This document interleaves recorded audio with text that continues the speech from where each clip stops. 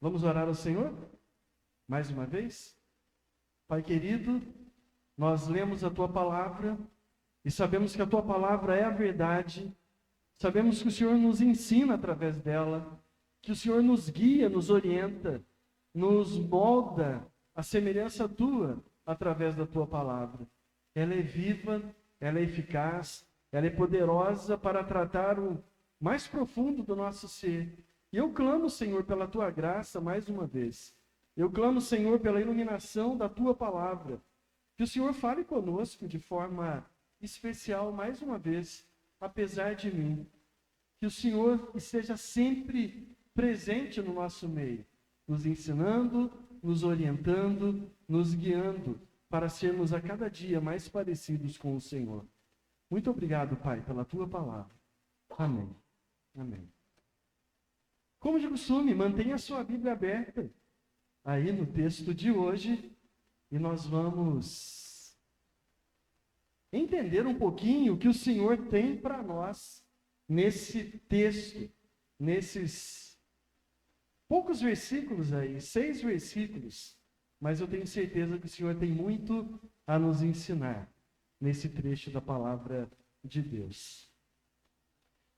Eu queria te convidar mais uma vez, nós já fizemos isso na parte da manhã, mas pensa um pouquinho sobre todas as pessoas que você já conheceu na sua vida até hoje, de forma bem geral aí. Qual característica que você mais percebe na vida dessas pessoas? O altruísmo, que é a capacidade que a gente tem para servir aos outros, ou o egoísmo, que é a capacidade que a gente tem para esquecer os outros e pensar só em nós mesmos. Qual que é a característica mais marcante que a gente vê aí hoje em dia? Será que é o altruísmo ou será que é o egoísmo? Se nós pesquisarmos sobre as notícias criminais de cidades pequenas, cidadezinhas pequenas como as nossas, você sabe qual que são as maiores notícias de crimes que acontecem em cidades pequenas?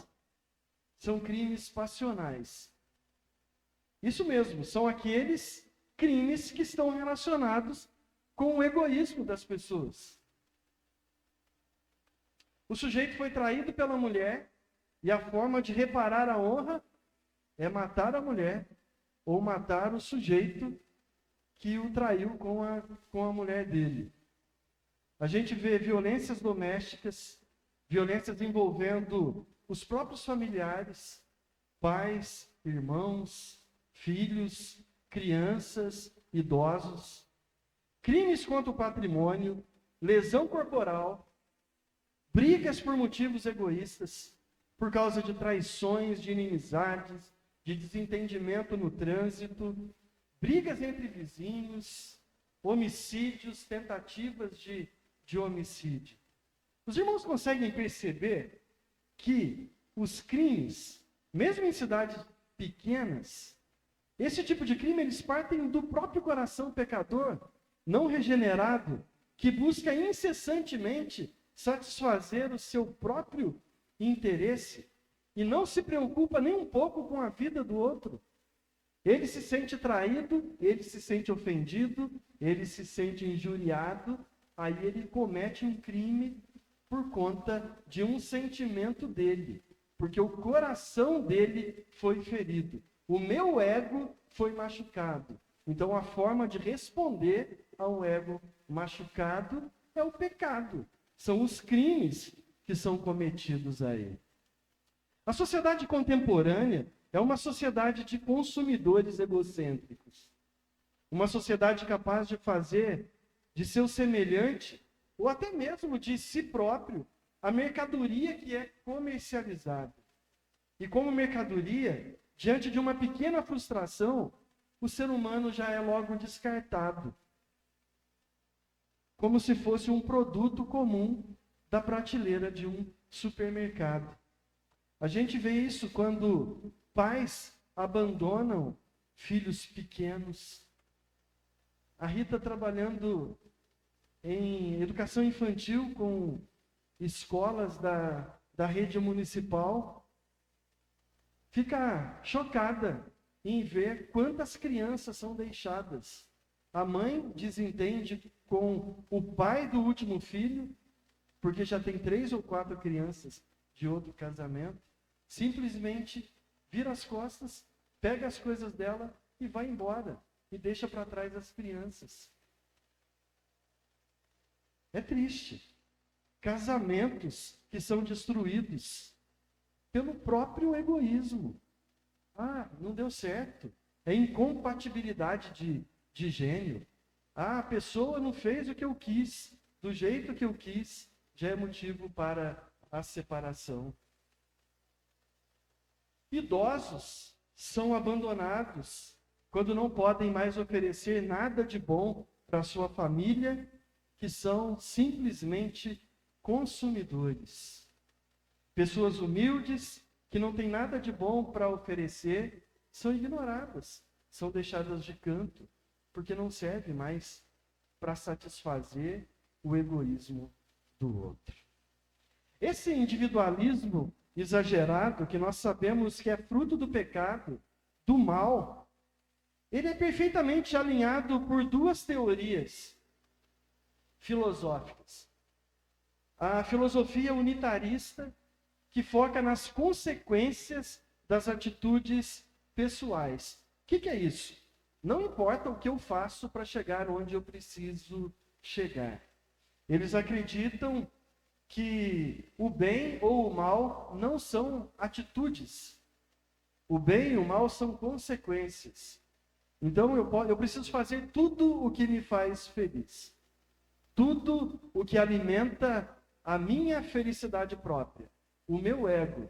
Então, para isso, eu posso pisar nas pessoas, eu posso maltratar as pessoas, eu posso fraudar, eu posso fazer o que for, desde que o resultado final seja a felicidade própria. A outra ideia é o chamado hedonismo, que nada mais é do que a busca pelo prazer. Ela destaca a importância da satisfação pessoal, do contentamento e de maximizar as experiências prazerosas da vida.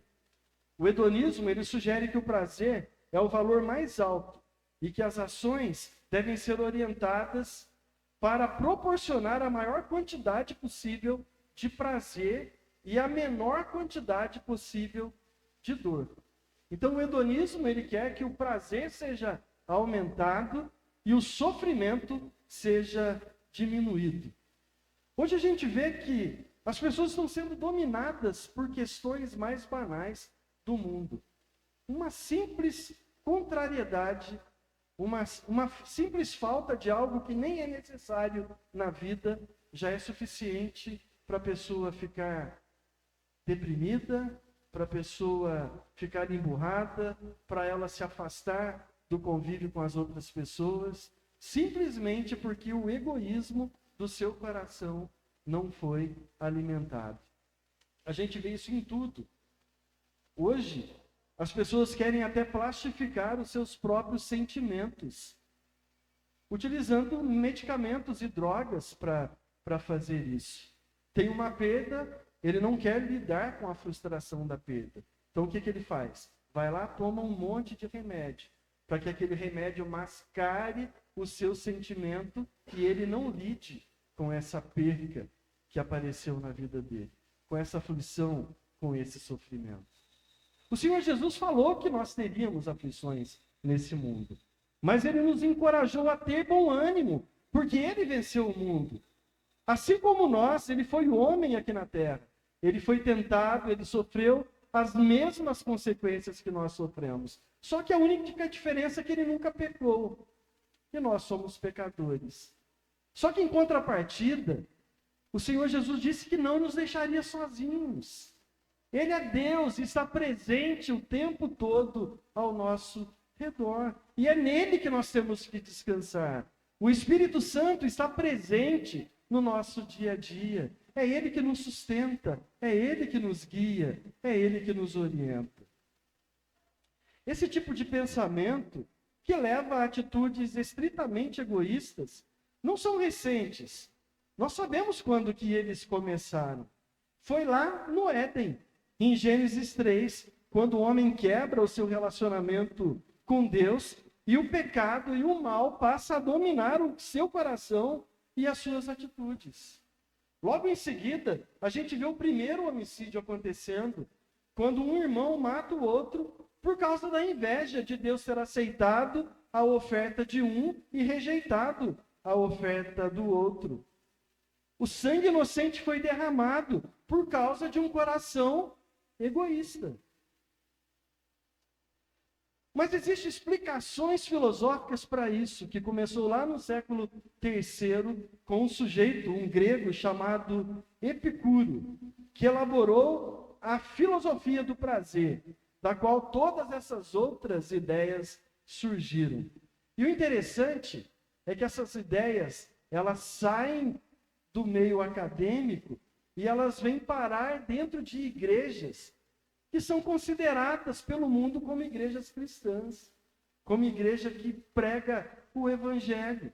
Mas é um evangelho falho, um evangelho fraco, que promete exatamente o que a palavra de Deus não promete, que promete exatamente o prazer, a libertação das tribulações da vida, a libertação das dívidas, a cura para as doenças, um emprego fácil, uma casa bonita, um carro novo. E fica fazendo promessas que a Bíblia não prometeu. Tudo isso baseado na filosofia epicurista, que baseia o que eles pensam em 3 grandes partes. A doutrina da natureza, que envolve as questões físicas, as necessidades.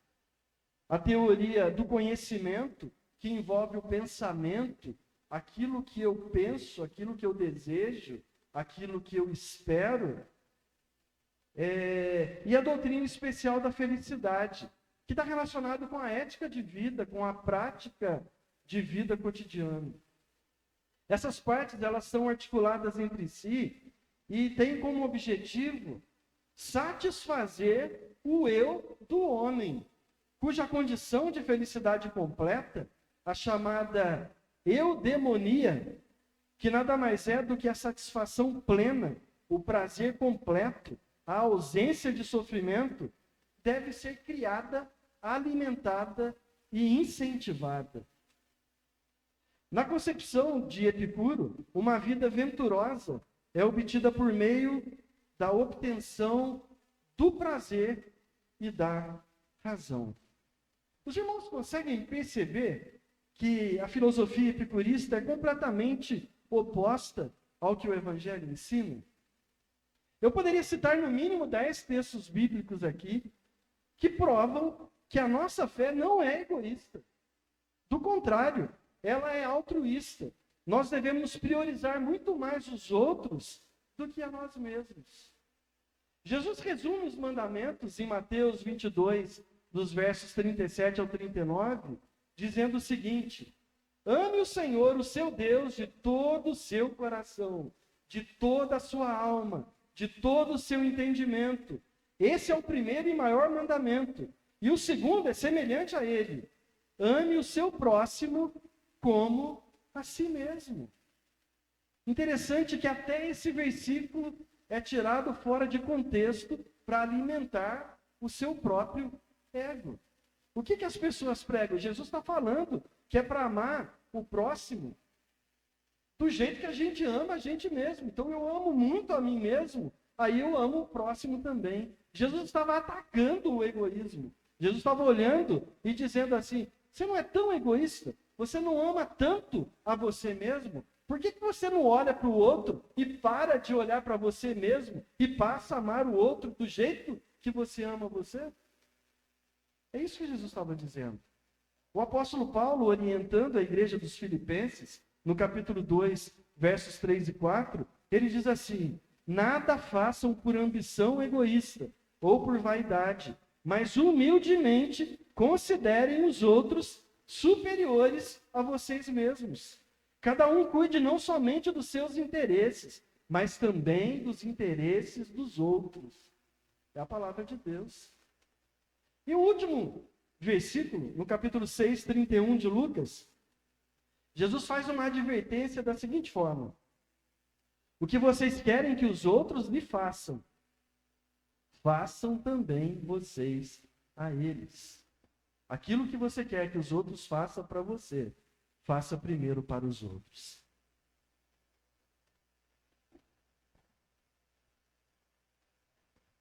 Pois bem, a pregação de hoje é baseada nesse texto que nós lemos, de Lucas 1, do 39 ao 45, e o seu foco vai ser em 3 tópicos aí. O primeiro deles, do versículo 39 até o 40, nós vamos falar da visita, que é o embrião da igreja. Maria, ela demonstra comunhão ao visitar Isabel, refletindo a unidade essencial na jornada da fé. A prática da hospitalidade, que não é um ato egoísta. A hospitalidade é um ato de generosidade, é um ato de altruísmo. Ela evidencia um apoio mútuo na história da redenção.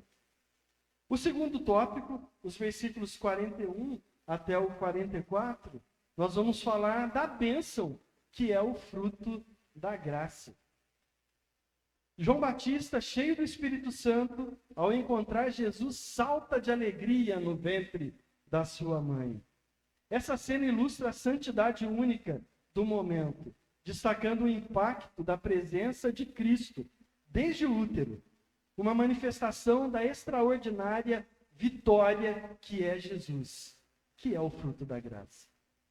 E nós vamos fechar com o versículo 45, falando sobre a bem-aventurança da fé. Isabel, ela proclama a bem-aventurança de Maria, enfatizando que a fé é a base da verdadeira bem-aventurança. Maria é abençoada exclusivamente por crer e obedecer, ressaltando a centralidade da fé na nossa jornada espiritual. Então vamos lá para o nosso primeiro tópico aí. A visita é um embrião da igreja. O foco dos 2 primeiros versículos aí que nós lemos é a hospitalidade. Maria vai visitar Isabel e é acolhida por Isabel. Maria demonstra comunhão ao visitar Isabel e Isabel demonstra comunhão quando recebe a Maria na sua casa. Isso reflete a unidade essencial na jornada da fé. A prática da hospitalidade, ela deixa clara que a igreja, ela se ajuda e se ampara desde o seu princípio. Desde a chegada do Redentor, a igreja de Cristo apoia um ao outro. A hospitalidade é uma atitude completamente altruísta. Você abre a sua casa, a sua intimidade, compartilha da sua mesa, expõe o seu lar, a sua família, para receber alguém que não faz parte dela, dentro da sua casa. Isso é um ato de generosidade. Mas a visita de Maria a Isabel não foi uma simples visita. Ela demonstra a alegria, o louvor e a exaltação a Deus.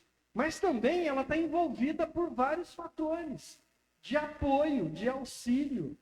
Maria era, nós vimos na semana passada, que Maria era uma jovem, virgem, inexperiente, que morava numa cidadezinha pequena como Nazaré, que não conhecia nada da vida, que recebe a visita do anjo com uma promessa de que ela ficaria grávida. E ela possivelmente não sabia o que fazer. Aí o anjo já fala para ela: olha, a sua parente, Isabel, que é idosa, também ficou grávida. E aí Maria sai da sua cidade e vai visitar Isabel.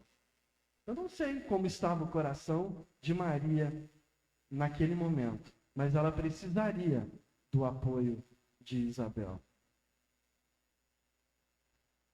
A visita de Maria é um louvor e exaltação a Deus. Isso é demonstrado quando ela se aproxima e cumprimenta a Isabel, e João Batista, a criancinha que estava no ventre da sua mãe, Isabel, ela começa a se agitar com a saudação na chegada de Maria. A visita, ela é um embrião da igreja, isto é, a igreja começa quando um irmão se encontra com o outro. A igreja começa quando os crentes se reúnem com o outro. Vários irmãos se agrupam ao redor da palavra de Deus, da adoração ao soberano Senhor, que é o Senhor da igreja, do apoio mútuo, do suprimento das necessidades do outro, do parar para ouvir as necessidades que o outro tem, do parar para aconselhar, para exortar quando o meu irmão está em pecado. Esse é o papel da igreja. A igreja nasce, a igreja não é individual, a igreja é coletiva. Eu tenho insistido nessa fala. Não dá para ser crente sozinho. Nós precisamos uns dos outros. E essa comunhão, essa interação, ela começa com a hospitalidade. O Evangelho de Lucas e também os Atos dos Apóstolos enfatizam que o plano da salvação de Deus reúne pessoas diferentes que de outra forma nunca poderiam se reunir, nunca poderiam compartilhar da mesma alegria, da mesma comunhão, da mesma missão, se não fosse por causa de Jesus. Por que a igreja um chama o outro de irmão? Nunca viu o sujeito na vida, mas vai cumprimentá-lo, já chama de irmão. Parece que conhece a vida toda. Porque nós somos salvos pelo mesmo Senhor, pelo Senhor Jesus. Nós fazemos parte do mesmo corpo, que é o corpo de Cristo. Por isso que na igreja tem pessoas de todos os jeitos. Tem rico, tem pobre, tem analfabeto, tem gente com doutorado, tem pessoas que recebem salário altíssimo, tem pessoa que recebe salário mínimo, tem gente que é jovem, tem gente que é idoso. Tem de tudo dentro da igreja. E nós convivemos em comunhão, em união, porque isso provém da cruz de Cristo. Essa realidade só vem por causa de Jesus, por causa do que Jesus fez por nós.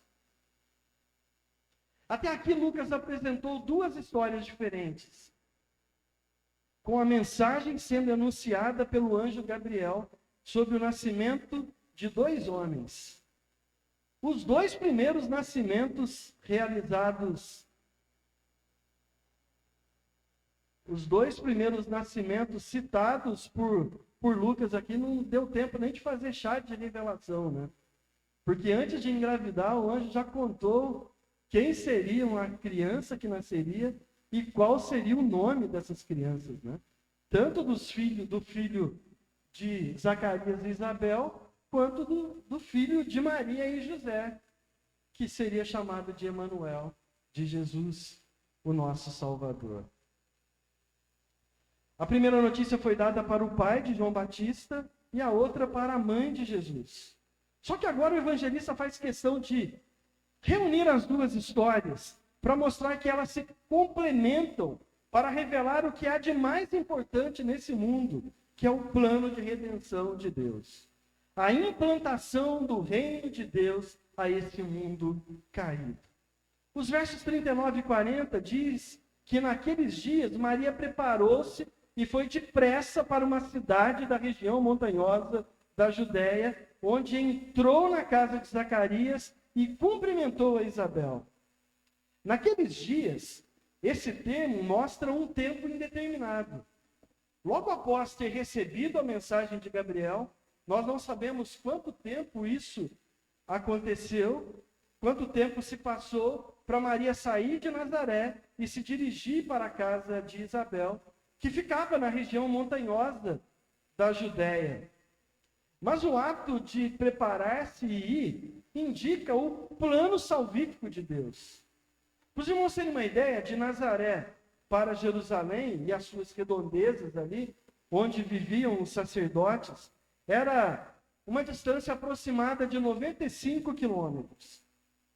Maria deve ter levado cerca de 3 a 4 dias de viagem para chegar à casa de Isabel.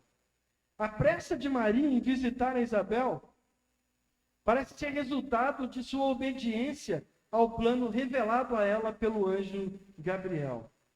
Maria fez a viagem aparentemente sozinha, pois José não é mencionado aqui nesse parágrafo que nós lemos. 3 meses depois, no verso 56, ela volta para sua casa também sozinha, sugerindo que ela ainda não tinha se casado com José na época da visita a Isabel. Uma visita pouco demorada, uma visita que ficou por 3 meses, né? Ela vai visitar, ela espera o bebê nascer e depois ela retorna para Nazaré. Lucas não informa quando o casamento de Maria com José aconteceu, mas sugere que aconteceu quando eles fizeram a jornada para Belém, para o nascimento de Jesus, que nós vamos ver aí no capítulo 2. A visita de Maria para Isabel, é uma providência de Deus para deixar claro para nós que o bebê gerado por Maria não era um bebê comum. Ele é o nosso Salvador. Nós vamos refletir sobre isso daqui a pouco, mas eu gostaria de aplicar aqui algumas lições importantes sobre a hospitalidade, sobre a importância da visitação entre os irmãos. A hospitalidade, ela glorifica a Deus. Veja o que a palavra de Deus nos orienta sobre isso. Em Romanos, no capítulo 12, versículo 13, a ordem é: compartilhem o que vocês têm com os santos nas suas necessidades. Compartilhem o que vocês têm com os santos nas suas necessidades. Pratiquem a hospitalidade. Em Hebreus 13, Deus nos exorta sobre várias atitudes para com o próximo. Mas já nos versículos 1 e 2, a palavra de Deus nos diz: seja constante o amor fraternal. Não se esqueçam da hospitalidade. Foi praticando a hospitalidade que alguns, sem saber, hospedaram anjos. E um exemplo ainda mais objetivo é a fala de Jesus em Mateus 25, a partir do versículo 34. Quando ele se assentará no trono para julgar todas as nações. A resposta para as ovelhas, para aqueles que estiveram à sua direita, para os que foram salvos por ele, vai ser a seguinte: venham, benditos de meu Pai, recebam como herança o reino que lhes foi preparado desde a fundação do mundo. Pois eu tive fome e vocês me deram de comer. Eu tive sede e vocês me deram de beber. Eu fui estrangeiro e vocês me acolheram, me visitaram. Eu necessitei de roupas e vocês me vestiram. Eu estive enfermo e vocês cuidaram de mim. Eu estive preso e vocês foram me visitar. Então os justos lhe responderão: mas Senhor, quando que nós te vimos com fome e te demos de comer? Ou com sede e te demos de beber? Quando que te vimos como estrangeiro e te acolhemos? Ou quando necessitado de roupas e te vestimos? Quando que nós te vimos enfermo ou preso e nós fomos te visitar? E o rei responderá: digo-lhes a verdade, o que vocês fizerem a um dos meus menores irmãos, a mim vocês estão fazendo. E Jesus usa o contrário também para repreender os ímpios que serão castigados eternamente. Ele usa o contrário, dizendo para eles que não os conhece, porque quando ele necessitou, eles viraram as costas e não praticaram a hospitalidade. Eu vejo muita gente reclamando que ficou doente e ninguém foi visitá-lo, que sofreu algum tipo de necessidade e ninguém ficou sabendo, porque ninguém se aproximou dele para perguntar. Mas eu volto a insistir na igreja de Cristo, que é corpo, que não é individualista. Mas a reflexão deve começar primeiro com esses que vivem reclamando de tudo. Você reclama que não foi visitado, mas quantas vezes você que reclama que não foi visitado, visitou um irmão que ficou doente? Quantas vezes você fez um bolo e levou na casa de uma pessoa da sua igreja para sentar com ele e ouvir as necessidades daquele irmão. A igreja é viva, ela é dinâmica. As partes do corpo precisam interagir umas com as outras. Deus nos fez corpo para que um ajudasse o outro nas suas necessidades. Mais uma vez, não é admissível que um membro da igreja passe por necessidade e não seja amparado pelos outros. Todos nós podemos e devemos fazer muito mais do que a gente tem feito até agora. Como que você tem recebido as pessoas que chegam para estar em comunhão conosco na igreja, no culto? Talvez nós criticamos aquela família que nunca convida ninguém para ir até a sua casa. Mas talvez nós não paramos para entender e para ajudar a necessidade daquela família e saber o porquê que ela não recebe ninguém em sua casa. Talvez a irmã trabalhe a semana inteira fora e não sobra tempo para cuidar dos seus afazeres domésticos e nunca consegue manter a casa em ordem. Talvez seja por isso que ela não te convida para ir na casa dela. Mas aí o meu desafio é o seguinte: que tal você aparecer na casa dela em um dia de surpresa e olhar para essa irmã e dizer para ela: irmã, eu vim aqui passar o dia com você. Eu vou te ajudar na organização da sua casa enquanto nós conversamos. Ou talvez você possa pagar alguém para fazer uma faxina na casa daquela irmã, para que sobre tempo para ela receber os outros irmãos em casa. É apenas um exemplo daquilo que a gente pode fazer no cotidiano, no dia a dia. Nós podemos ajudar os outros muito mais do que nós temos feito. O amor pelos irmãos é demonstrado na prática, não é em palavras. Não adianta, Tiago fala sobre isso. Quando alguém em necessidade chega na sua casa, ou chega a você, você coloca a mão no ombro dele e fala: irmão, eu vou orar por você. O amor tem que ser demonstrado na prática. A fome precisa ser saciada. As necessidades precisam ser supridas. E nós, como corpo de Cristo, nós precisamos estar atentos às necessidades dos nossos irmãos. Nós devemos compartilhar não apenas recursos financeiros, mas principalmente a nossa disposição em servir. Eu conheço gente que tenta suprir a necessidade do outro mandando dinheiro. Isso também é só para acalmar um coração egoísta, para dizer que ele está ajudando de alguma forma, mas ele não quer perder uma hora do seu tempo sentando para conversar e ouvir um irmão que está em necessidade.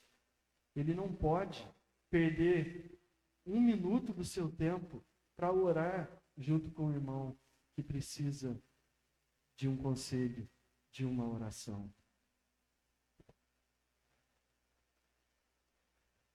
No encontro de Maria e Isabel, nós testemunhamos não apenas um momento histórico, mas os alicerces da fé cristã, enfatizando a importância da comunhão entre os irmãos.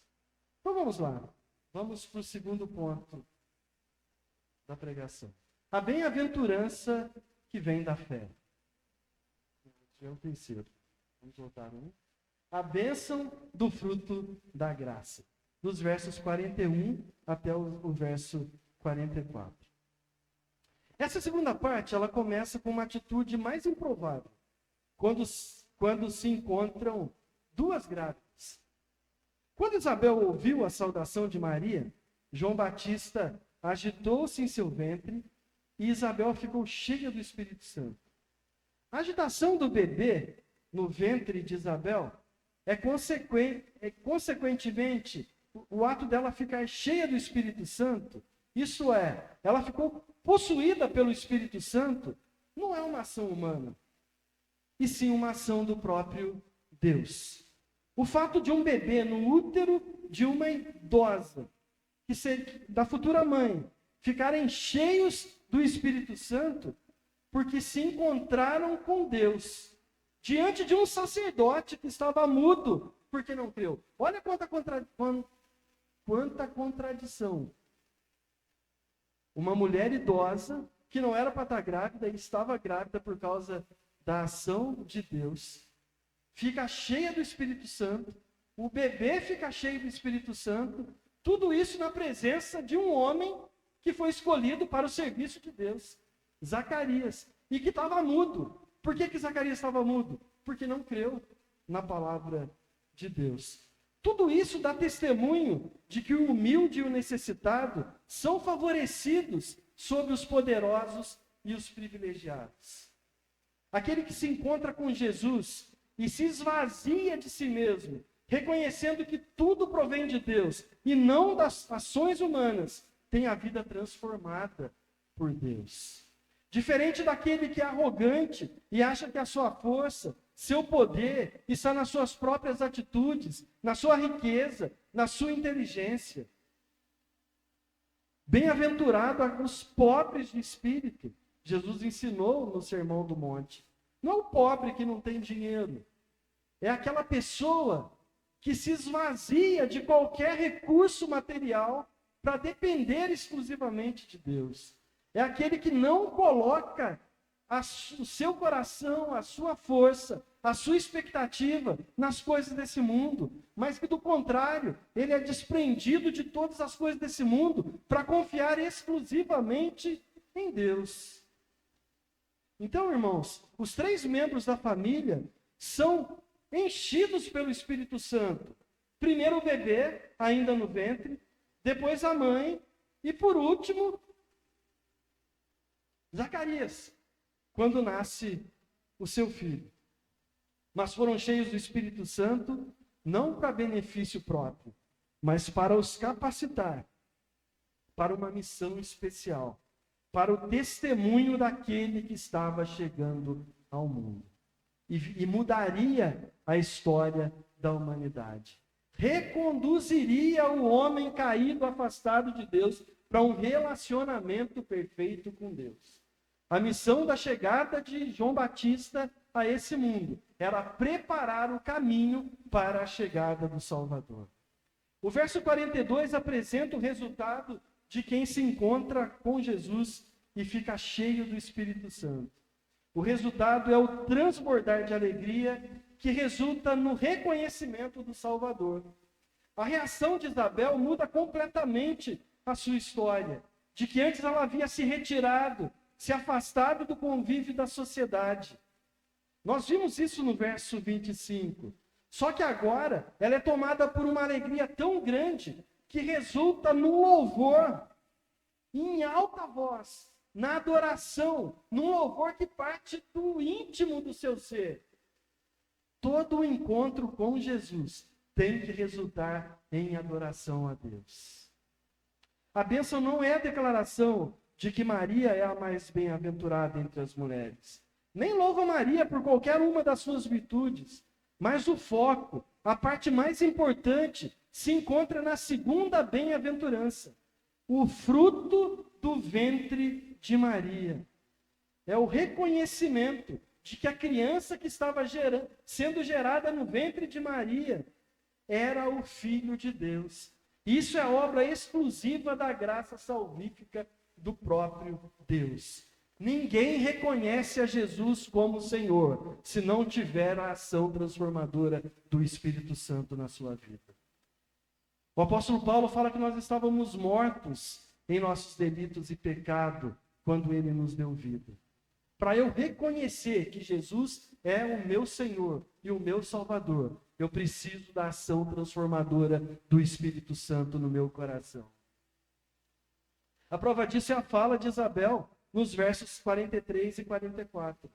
Mas por que eu sou agraciada com a tua visita, Maria? A ponto de vir me visitar a mãe do meu Senhor? Porque assim que eu ouvi o seu cumprimento, o bebê que está no meu ventre saltou e agitou-se de alegria. João Batista fica cheio do Espírito Santo quando se encontra com Jesus, ainda no ventre da sua mãe. fazendo um parêntese aqui. E tem gente que acha que pode matar um bebê no ventre porque não é uma vida ainda.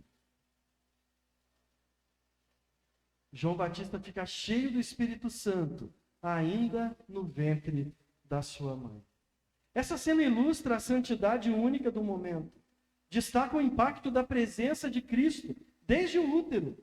É uma manifestação da extraordinária vitória que é Jesus, o fruto da graça. João Batista não fica cheio do Espírito Santo porque ele tinha entendimento e ele decide se encher do Espírito Santo.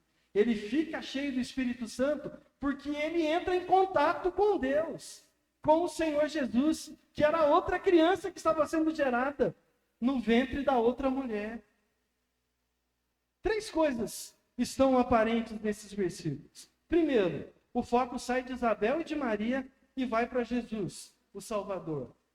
Segundo, o reconhecimento de Isabel a Maria como a mãe do meu Senhor é muito relevante, porque Senhor aqui não é Adonai, não é simplesmente Senhor, é a palavra que o judeu não pronunciava, é o próprio Yahvé. Isabel reconhece a Jesus como o Deus único e incomparável de Israel. A primeira vez que Jesus é reconhecido como Deus, como Senhor, é quando o Espírito Santo mostra para Isabel que Maria estava grávida. Irmão, vocês pensam que tinha um WhatsApp naquela época?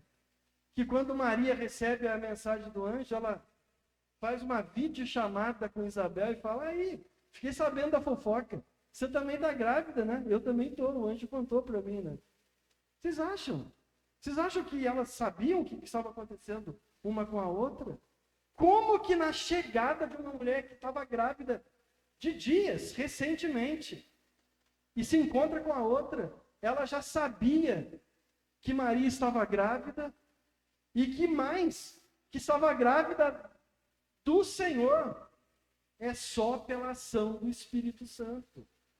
Ela só reconheceu porque ficou cheia do Espírito Santo. E por último, a palavra bem-aventurada, agraciada, é a mesma utilizada por Jesus no Sermão do Monte para as bem-aventuranças. Remete-se àquele que faz parte de um grupo superior, um grupo privilegiado, um grupo que se encontrou com a graça de Deus. Então, meus irmãos, para finalizarmos esse segundo ponto, nós podemos tirar para as nossas vidas as seguintes lições. Para se encher do Espírito Santo, que é uma ordenança para nós, em Efésios 5,18, é necessário ter um encontro verdadeiro com Jesus. Ninguém que se encontrou com Jesus de verdade conseguiu sair sem ter a vida transformada. O resultado de uma vida salva por Jesus não pode ser outro do que dar bons frutos, e frutos que são reconhecidos pelas outras pessoas. Se você ainda não teve mudança nas suas atitudes, se você ainda continua agindo como sempre agiu, igualzinho às pessoas do mundo que não se encontraram com Jesus, é sinal de que você também não teve o encontro verdadeiro com Jesus. Então, meu irmão, se você reconhece essa condição, a palavra de Deus te convida a se arrepender hoje e a cair de joelhos aos pés de Jesus, porque Ele está presente aqui e pode mudar a história da sua vida. A dependência do Espírito Santo resulta na busca pela santidade, porque é o Espírito Santo que nos santifica e nos torna cada dia mais parecidos com Jesus. E essa santificação resulta numa alegria profunda, que só tem aquele que está na presença de Cristo. Nós cantamos isso, né? A alegria está no coração de quem já conhece a Jesus. A verdadeira paz só tem aquele que já conhece a Jesus. Então, você pode estar chateado com muitas coisas. Você pode estar sofrendo com muitos problemas, com muitas adversidades. Mas se você tem o Senhor Jesus no seu coração, a sua vida é repleta de alegria. Porque a nossa alegria não depende das coisas desse mundo. A nossa alegria depende exclusivamente de Jesus, que não nos prometeu que vai pagar as nossas contas, que não nos prometeu que vai curar as nossas doenças. Ele pode fazer isso, mas ele nos prometeu que nos daria o reino dele, para que nós vivêssemos eternamente com o Senhor. Esse é o maior presente que nós podemos receber.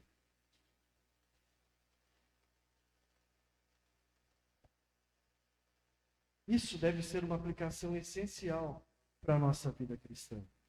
Então, meus irmãos, no encontro de Maria e Isabel, nós testemunhamos não apenas um momento histórico, mas os alicerces da fé cristã, enfatizando a importância da comunhão, da santidade, da alegria em Cristo e da verdadeira bem-aventurança que vem através da fé e da obediência.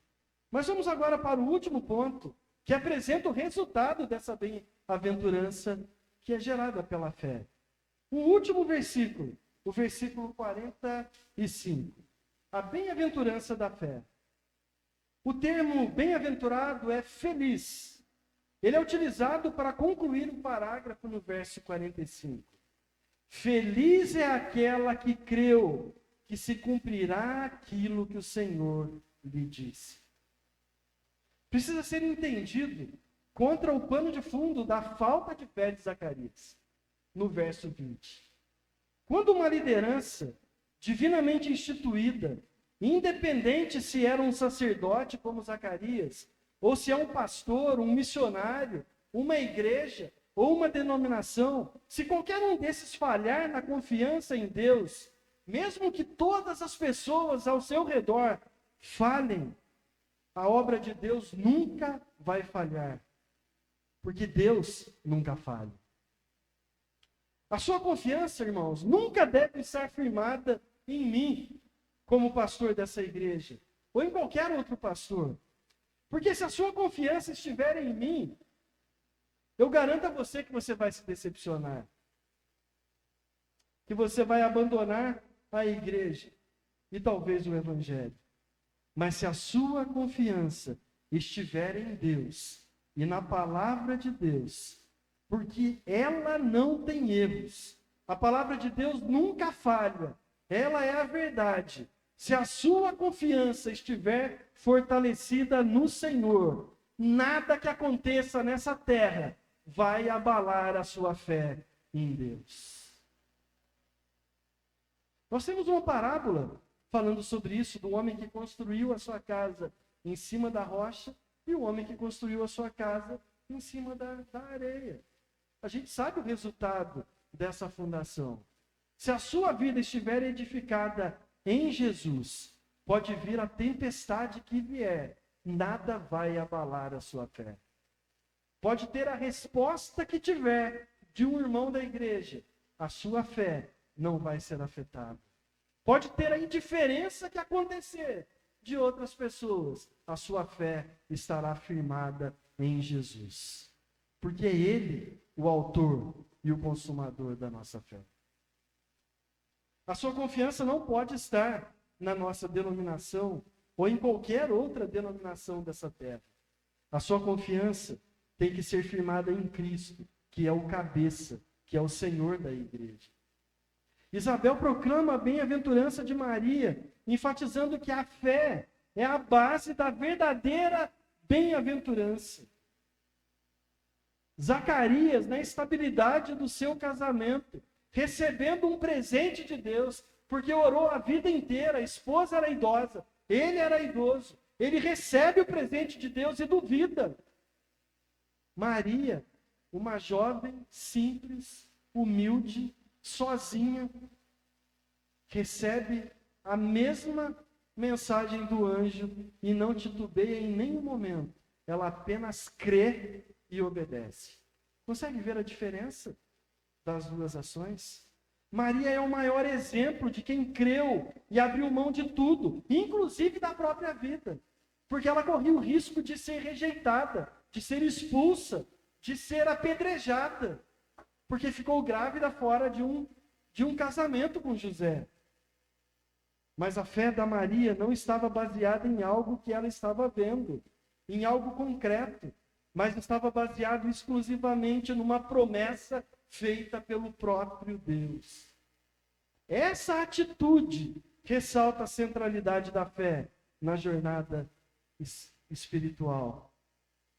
Nós não vivemos eternamente, nós não viveremos eternamente se nós basearmos as nossas ações naquilo que nós vemos.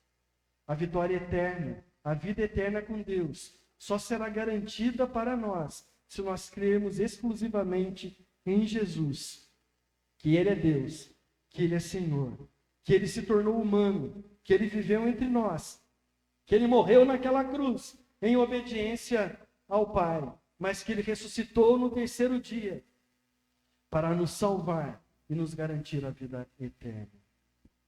Como nos garantiu a palavra de Deus em Romanos 4:25, que Jesus morreu por causa do nosso pecado, para a nossa redenção, mas Ele ressuscitou para a nossa justificação, para pegar um pecador condenado e transformá-lo em justo, não porque ele era justo, mas porque Jesus imputou a justiça dele sobre nós. Ele na cruz paga o preço pelo nosso pecado. A nossa dívida acabou, não por causa dos nossos atos, mas por causa do que Jesus fez naquela cruz. Então, meus irmãos, para nós finalizarmos aí a pregação de hoje, o meu último conselho nessa pregação é o que escreveu Paulo em Filipenses, capítulo 3, versos 13 e 14. Esquecendo-me das coisas que para trás ficam, e avançando para as que diante de mim estão, prossigo para o alvo, para o prêmio da soberana vocação de Deus em Cristo Jesus. Pare de se basear a sua vida na vida de qualquer homem que é tão miserável e pecador quanto você. Pare de basear a sua vida em uma denominação que pode falhar e desanimar a tua fé. Mas mantenha-se firme na presença de Jesus. Mantenha-se firme no estudo da palavra de Deus, porque foi o próprio Senhor Jesus que determinou isso em João 5,39. Examinai as Escrituras, porque julgais ter nelas a vida eterna, e são elas que testificam de mim. A salvação está em Jesus mediante a fé. E a fé é gerada pelo Espírito Santo, por causa da palavra de Deus. A fé vem pela pregação, e a pregação pela palavra de Cristo. Romanos 10:17. Leia a palavra de Deus, medite na palavra de Deus, mas também coloque em prática a palavra de Deus, para você ter um verdadeiro encontro com Jesus, um relacionamento verdadeiro com Cristo. Não seja apenas ouvinte da palavra, mas seja praticante da palavra. No encontro de Maria e Isabel, nós testemunhamos não apenas um momento histórico, mas os alicerces da fé cristã, enfatizando a importância da comunhão, da santidade, da alegria em Cristo e da verdadeira bem-aventurança que só vem pela fé e obediência. Mas acima de tudo, de como estar na presença de Jesus nos enche do Espírito Santo. Amém? Que o Senhor vos abençoe e vos guarde. Que a palavra do Senhor encontre um coração fértil e dê frutos, e frutos que permanecem. Vamos orar mais uma vez? Logo após, fique no seu lugar por mais alguns minutos. Reflita um pouco com o que o Senhor falou no seu coração através da palavra de Deus. Em seguida, nosso culto estará encerrado. Senhor, obrigado, Pai. Obrigado por ter se revelado a nós através da vida do seu Filho Jesus. Muito obrigado, Senhor. Muito obrigado pela tua palavra, que é verdadeira, que é eficaz, que transforma o nosso entendimento e o nosso ser. Obrigado pelo que o Senhor é. Obrigado, Senhor, pelo acesso que nós temos à tua palavra. Obrigado, Senhor. Obrigado pela vida de cada irmão que está aqui por cada uma das famílias que estão representadas aqui. Mas eu clamo ao Senhor pela vida dos irmãos que não puderam vir no dia de hoje. O Senhor conhece a vida e o coração de cada um. Eu te peço, Senhor, visita a cada família. Dê uma semana abençoada para os irmãos. Nos guia, nos protege, nos guarde, Senhor, e nos livre do mal desse mundo. É o que eu te peço no nome de Jesus. Amém.